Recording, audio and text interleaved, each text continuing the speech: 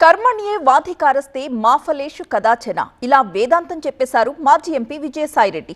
వేదాంతమే కాదు, అంతకుముందు ఏపీలోని పార్టీలకు కొన్ని కీలకమైన సూచనలు కూడా చేశారాయన. ప్రతిపక్షంతో పాటు అన్ని రాజకీయ పార్టీలు రాజధర్మం పాటించాలి అన్నారు. మరోవైపు లిక్కర్ కేసులో సిట్ విచారణకు డుమ్మా కొట్టారు విజయసాయి. తనకు ముందుగా నిర్ణయించుకున్న కార్యక్రమాలు ఉన్నందున విచారణకు హాజరు కాలేనని చెప్పారు. ఏపీలో లిక్కర్ స్కామ్ విచారణ క్లైమాక్స్ కు చేరింది. ఛార్జ్ షీట్ ను దాఖలు చేసేందుకు సిద్ధమయ్యారు సిట్ అధికారులు. ఇందుకోసం విజయసాయిరెడ్డి స్టేట్మెంట్ రికార్డ్ చేసేందుకు శనివారం విచారణకు రావాలని ఆదేశించారు. అయితే సిట్ ముందు విజయసాయిరెడ్డి హాజరు కాలేదు. తనకు ముందుగా నిర్ణయించుకున్న కార్యక్రమాలు ఉన్నందున విచారణకు హాజరు కాలేకపోతున్నానంటూ సిట్ అధికారులకు సమాచారం ఇచ్చారు. విచారణకు హాజరయ్యే తేదీపై సమాచారం ఇస్తానని సిట్కు తెలిపారు విజయసాయిరెడ్డి.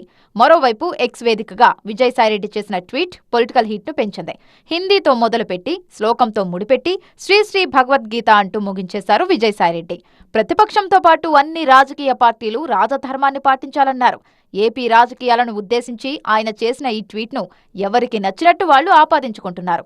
మరోవైపు విజయసాయి చెప్పిన కర్మ సిద్ధాంతంపైన ఆంధ్రప్రదేశ్లో చర్చ జరుగుతుంది.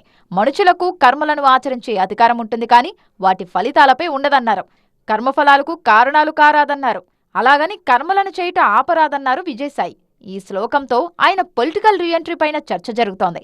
విజయసాయిరెడ్డి గతంలో బీజేపీకి వెళ్తారన్న ప్రచారం జరిగినప్పటికీ ఆయన ఏ పార్టీలోనూ చేరలేదు. రాజకీయాల్లోకి రీఎంట్రీ విషయంలో విజయసాయి ఎలాంటి ప్రకటన చేస్తారు అన్నది టాక్ ఆఫ్ ది 2 స్టేట్స్ గా మారింది.